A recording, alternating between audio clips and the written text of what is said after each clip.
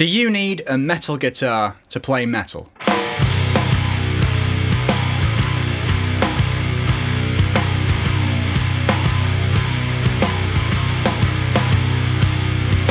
So the question is, do you need a metal guitar to play metal? Okay, so first of all, what do we mean by metal? Metal is a huge and diverse category with countless subgenres, and I'm not going to pick them all apart. So for the sake of clarity, the metal guitar sound that we're talking about in 2022 is massive, aggressive and distorted, but also articulate and precise. I'm not going to play you any tracks because I don't want a copyright strike, but you can listen to examples that I'll link below by bands like Periphery, like Tosca, like Meshuggah. The reason I'm referencing these bands is that they're among the bands that have had guitars and guitar equipment specially made for them to achieve their sound. And I don't just mean a slightly hotter pickup. I mean, build me a guitar with 8 strings on it so I can tune down a whole octave. I mean, make the scale length 5 inches longer so I can get the correct tension on these bridge suspension cables I'm going to use for strings. The guitars I'm going to use today to illustrate this are this Ibanez RGIF7 with active EMGs in it, as well as this Ibanez RG921 with bare knuckle Warpigs. And in the blue corner, we have a Gibson Custom Shop 1958 Les Paul reissue, as well as a Fender Classic Series 1960s Strat. The reason I've chosen these guitars is that although they are classic designs from right around the time that rock and roll was invented, people still do routinely use them to play heavier modern music. A quick note on tuning. Both of the Ibanez guitars are tuned to drop A. This is one of the challenges of modern metal music, in that a lot of it is in baritone tunings. This guitar is a 27-inch baritone, or at least some of it is, whereas this guitar has a 25.5-inch or standard Fender scale length. But the bridge here has enough intonation range that I can tune it down to drop A and still have it be intonated.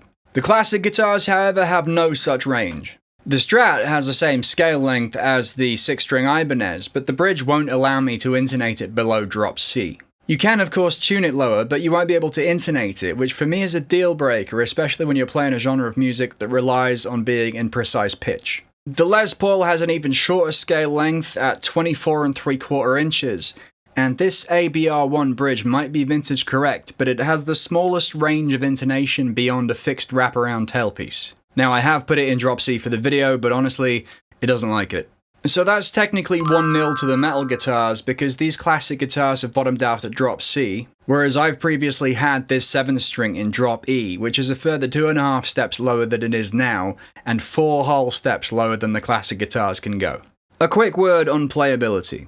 Now it used to be the case that metal guitar tended to mean technical guitar, and in a lot of cases fast guitar. So guitar necks for metal needed to be thin with flat radiuses and big frets. Now that's definitely no longer the case, as modern metal isn't all about blazing speed runs, and a lot of modern metal players have embraced the feel of bigger necks. It has to be said though that a thin neck with a flat radius and wide, tall frets is objectively easier to play. And when you're an amateur hack like me, you need all the help you can get to pull off those difficult bits. The two Ibanezes here have wizard necks, which are very thin, with very flat radiuses and very big frets, and they also have satin finishes on the back of the neck which are a lot easier to get around on. The classic guitars have rounder, chunkier necks, with the Les Paul in particular being a real handful.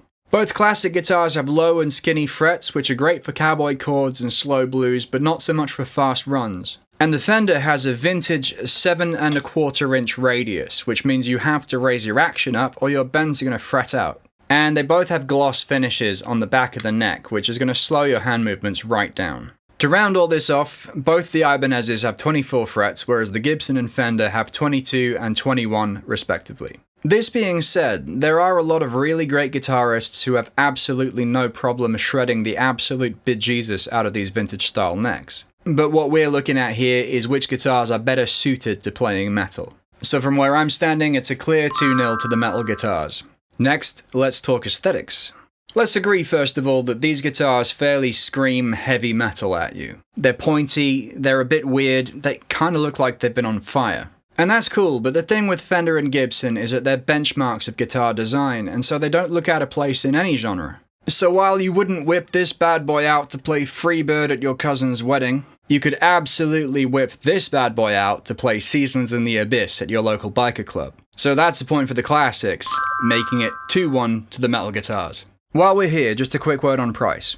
Now, I'm not going to score these because price has no real bearing on how well suited a guitar is to a particular genre. But it does need to be said that classic guitars these days come at a premium, especially those that are supposedly replicas of guitars from a golden era. Metal guitars, however, are generally more affordable and they don't hold their value as well. A good tip is to look out for one with upgraded pickups, like these bare-knuckle Warpigs, because used guitars rarely, if ever, carry the cost of their aftermarket upgrades. So, obviously, you can spend a lot of money on metal guitars if you want to. I mean, there are Ibanez guitars worth thousands. But there are also really nice Ibanez guitars like this with interesting woods and cool finishes and fancy pickups that you can get for a few hundred. And that's not really the case with Fender, and it's certainly not the case with Gibson. So no one gets any points here, but it's worth bearing in mind that metal can also mean good value for money. Next, let's talk pickups, and I suppose what you might call the dichotomy of pickup design. Guitar design is an area where there's a definite tension between, on the one hand, paying tribute to where it all started, and on the other hand, pushing boundaries. There is a good portion of the guitar community that rightly or wrongly fetishizes the 1950s and 60s as not only the birth, but also the golden age of electric guitar manufacturing. And that's why classic designs are so popular. They're more or less faithful recreations of guitars exactly the way they were built 60 or 70 years ago. At the other end of the spectrum, you've got some brands that are really pushing the boundaries of what's possible with modern manufacturing techniques. While the active pickups on the other Ibanez aren't exactly at the bleeding edge of guitar innovation, they're a world away from the pattern applied for humbuckers or the vintage-style single coils you have on the classic guitars. And while these bare-knuckle Warpigs are technically the same kind of technology as the Burstbuckers in the 58, Tim Mills from Bare Knuckle has brought to bear feedback from leading voices in the heavy guitar community, as well as his own wealth of experience to tailor these pickups for the demands of modern metal. But I've done enough talking for now, let's hear some heavy music.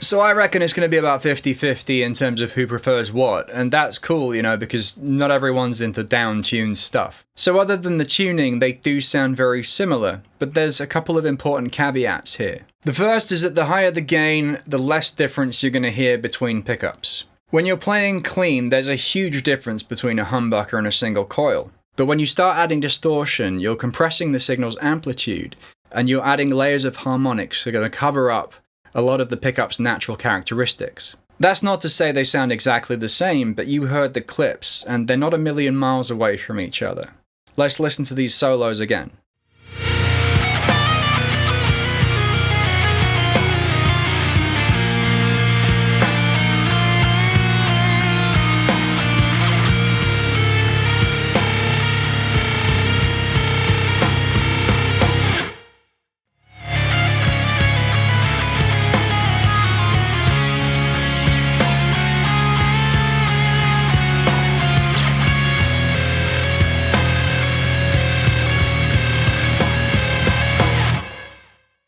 So one's a high-powered humbucker designed for metal, the other is a vintage-style, low-output single coil based on pickups from an era where amplifiers didn't even have master volumes. And speaking of amps, the second caveat is probably the most important one. I'm recording in a studio at very quiet levels using a virtual amp, which means I can control very precisely how these guitars are behaving. What I can't show you is the difference between how these guitars perform at stage volume through real amplifiers.